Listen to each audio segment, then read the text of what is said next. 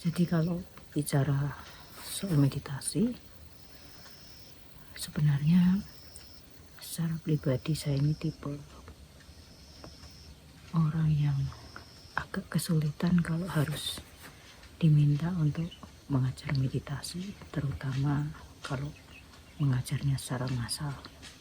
Untuk secara personal saja saya lihat-lihat murid juga sih, karena bagi saya ya ini pandangan saya, tidak semua orang bisa dilatih atau bisa dibimbing meditasi.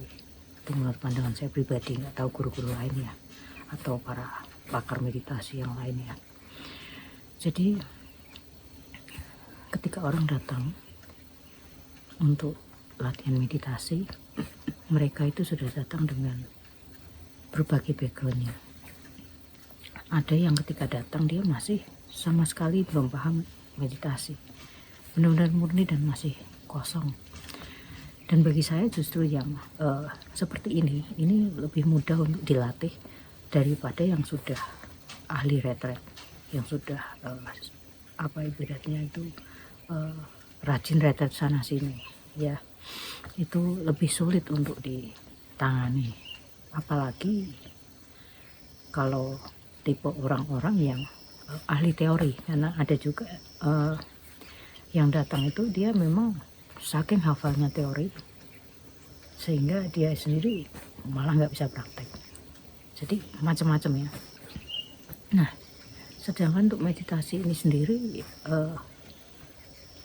kalau dibilang gampang-gampang susah, saya nggak bisa bilang gampang-gampang susah, memang susah ya. Sehingga rata-rata orang ada keinginannya kalau bisa meditasi cepat jadi, dan itu buat saya agak mustahil ya. Apalagi kalau mereka itu dalam bermeditasi itu hanya meluangkan atau memberikan sisa-sisa waktunya untuk meditasi.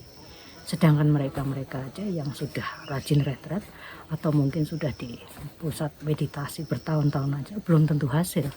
Apalagi yang ya menurut saya hanya memberikan sisa-sisa waktunya untuk meditasi. Nah, itu yang pertama ya. Sehingga kalau ditanya mengenai melatih atau membimbing meditasi, meskipun itu secara personal ya, saya juga lihat-lihat orang sih, terus terang. Kalau hanya membimbing, sekedar membimbing sih nggak ada masalah. Tetapi tentu ketika membimbing kita punya harapan bahwa yang kita bimbing itu betul-betul bisa memperoleh satu kemajuan di dalam bimbingan itu ya. Jadi bukan hanya sekedar sambil lalu atau ya sekedar icip-icip pelajaran mungkin dari Ayah Sagara gimana kan gitu. Jadi saya nggak tertarik untuk itu. Nah, apalagi bagi mereka-mereka yang sudah bisa saya katakan gelasnya terisi ya. Jadi seperti tadi yang saya katakan, ada yang datang dengan penuh teori, tapi juga ada yang datang dengan sudah ahli retret, udah ngicip guru mana-mana, lalu datang dengan gelas yang penuh. Ini agak sulit. Apalagi mitos-mitos yang beredar di kalangan umat itu menurut saya ya itu nggak benar ya. Yaitu kalau mendapat guru yang bisa memberikan objek yang tepat, maka meditasinya bisa cepat jadi. Karena ya menurut saya ini mungkin mereka terinspirasi dari kisah-kisah zaman Buddha ya, di mana Sang Buddha memberikan objek, lalu yang dikasih objek langsung jadi gitu kan. Saya pikir ya ini jenis-jenis orang yang menelan mentah-mentah. Nah, saya membuktikan bahwa ketika kita memberi objek yang tepat sekalipun kepada seseorang yang dia sudah memegang satu objek dengan lama, belum tentu dia bisa mengembangkan dengan baik. Jadi saya akan cerita ya, bahwa suatu hari ada seorang ibu-ibu yang memang mengikuti bimbingan meditasi dengan saya. Jadi ibu ini sudah 30 tahun lah kalau nggak salah itu latihan meditasi dengan metode pernafasan ya, anapanasati, dengan satu grup tertentu yang menurutnya sudah terbiasa. Sehingga pada awal-awal biasanya kalau saya bimbing meditasi, saya tanya mau melanjutkan objek yang sudah biasa dipegang atau mau saya carikan objek. Nah, jadi waktu itu si ibu ini minta supaya dia melanjutkan aja karena dia sudah terbiasa dengan objek itu. Nah, pada waktu dia meditasi atau ikut retret dengan saya, retretnya hanya 3 orang ya waktu itu, salah satunya ibu ini, sedangkan yang 2 kan salah satunya juga masih baru sekali, nggak pernah meditasi. Waktu itu yang 2 ini minta objeknya ke saya, dan ketika melihat bahwa 2 temannya ini kok sedikit banyak setelah beberapa hari ada kemajuan-kemajuan ya, mereka mungkin ya karena satu kamar ya tidurnya, jadi tanya-tanya gitu kan. Jadi akhirnya suatu hari si ibu ini merasa tergoda untuk minta objek dari saya, dan akhirnya di satu pagi si ibu ini minta kepada saya, ayah saya minta dikasih objek aja, karena saya merasa bahwa dalam 20 tahun ini meskipun saya sudah latihan pernapasan, saya merasa nggak dapat hasil, katanya begitu. Jadi waktu itu akhirnya saya mencarikan objek.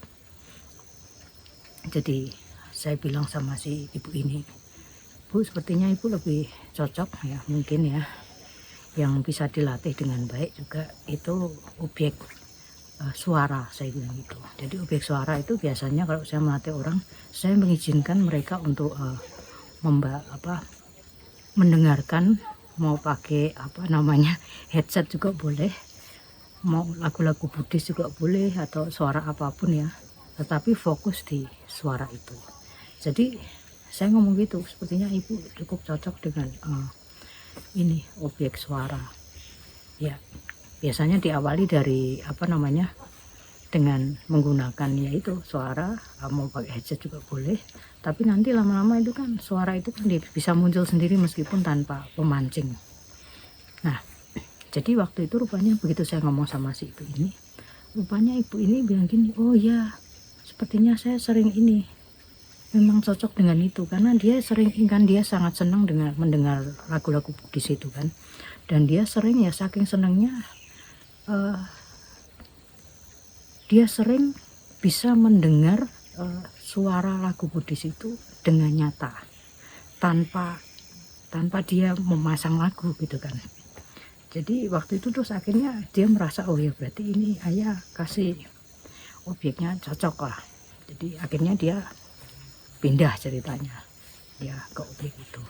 Dalam 2 hari pertama ya memang dia bisa untuk memegang objek ini, karena ya sebenarnya dia sudah terbiasa ya kan, bisa mendengar juga tanpa harus menyetel dan dengar suaranya nyata loh ya, tapi ya nggak bisa konsisten, timbul tenggelam gitu kan. Nah, dia hanya mampu mempertahankan itu 2 hari. Hari selanjutnya dia itu sudah mulai rancu antara objek ya tadi itu, antara suara dengan objek nafas tadi. Nah, jadi ini kesimpulan saya ya, bahwa meditasi ya, mungkin kita pernah melatih meditasi di kehidupan lampau, apakah kehidupan lampau yang masih dekat sama kita atau mungkin yang udah lama dan udah jauh ya. Mungkin kalau kita memang melatih dengan objek yang sama dan mungkin dalam kehidupan lampau itu kita sudah cukup jadi meditasinya, maka lebih cepat ya, kira-kiranya kan gitu. Tetapi ini pada kenyataannya ya, meskipun saya sudah memberi objek yang menurut saya tepat dan memang dia rupanya juga sebenarnya juga bisa melakukannya dengan baik ya, tetapi karena dalam 30 tahun atau 20 tahun dia di dalam kehidupan sekarang ini, dia ini latihan meditasinya adalah meditasi pernafasan, maka kebiasaan yang di kehidupan sekarang ini ya, ini kan sangat berpengaruh sekali. Nyatanya tidak mampu untuk istilahnya menggantikan apa namanya objek yang saya berikan, sehingga akhirnya jadi rancu. Maka kalau ada persepsi di masyarakat yang mengatakan bahwa dengan objek yang cocok kita bisa mencapai konsentrasinya dengan lebih cepat, saya pikir lihat-lihat dulu ya. Kalau mungkin ya si ibu ini mungkin ya dengan kondisi yang dia sama sekali belum pernah meditasi misalnya, kemudian saya langsung kasih objek itu, ya mungkin bisa cepat jadi, ya cepat netes lah istilahnya. Tetapi kondisinya adalah dia di kehidupan sekarang ini sudah melatih selama 30 tahun dan tiap malam konon katanya tetap dia meditasi, sehingga bagi saya ini kebiasaan yang dibentuk ini tentu nggak bisa serta-merta digantikan dengan kebiasaan yang dari kehidupan lampau yang mungkin kita sudah lupa, memorinya udah tertimbun dah kemana-mana. Sehingga menurut saya ini sesuatu yang kalau tadi ya mitos tadi yang mengatakan bahwa dengan objek yang tepat meditasinya bisa jadi, saya pikir lihat-lihat orangnya. Kalau orangnya adalah yang sama sekali belum paham meditasi dan langsung benar-benar dibimbing, mungkin bisa cepat. Tapi kalau yang seperti ini tadi, yang sudah ahli retret atau yang memang ahli teori, tentu ini sudah agak sulit, apalagi ketika dia melekati kebiasaannya itu untuk dirubah sangat sulit. Nah, maka meditasi itu kembali ke orangnya masing-masing, bagaimana dia memiliki usaha dalam bermeditasi. Nah, paling tidak dia betul-betul harus menyukai juga kan objeknya itu. Dia menjalankannya benar-benar sebagai satu bagian dari hidupnya dengan senang hati, dengan sepenuh hati, menjadi suatu kebutuhan lah di dalam kehidupan sehari-hari, menjadi satu kecintaan ketika kita melakukan itu. Ya menurut saya setelah itu baru bisa mulai kelihatan. Kalau kita melakukannya hanya sebatas yang penting usaha dan ya gak jelas itu, ya gak mungkin bisa berhasil ya. Sehingga persepsi bahwa orang-orang yang di kehidupan lampaunya sudah berlatih meditasi dengan bagus, maka di kehidupan sekarang sudah pasti meditasinya bagus. Saya sih nggak terlalu setuju juga ya, karena yaitu kehidupan lampau yang mana. Kalau sudah terlalu jauh ya mungkin lupa juga kan. Jadi menurut saya sih itu. Maka yang penting di dalam meditasi itu ya kita konsisten. Kalau memang sudah yakin dan memilih satu guru dan ya, lakukan sepenuh hati ya dengan ketulusan itu. Jangan berharap cepat mencapai ini dan itu. Karena kan tujuan meditasi Buddhis kan beda dengan meditasi yang lain ya. Meditasi Buddhis ini kan kita kan memang harus melakukannya juga dengan melepas ya, bukan ngejar-ngejar pencapaian ya. Maka ya seperti itu. Bagi saya apa yang kita lakukan di kehidupan sekarang, konsistensi dari meditasi ini jauh lebih penting daripada kita mengharap-harap dapat objek-objek yang barangkali kita pernah hasil di kehidupan lampau. Itu menurut saya.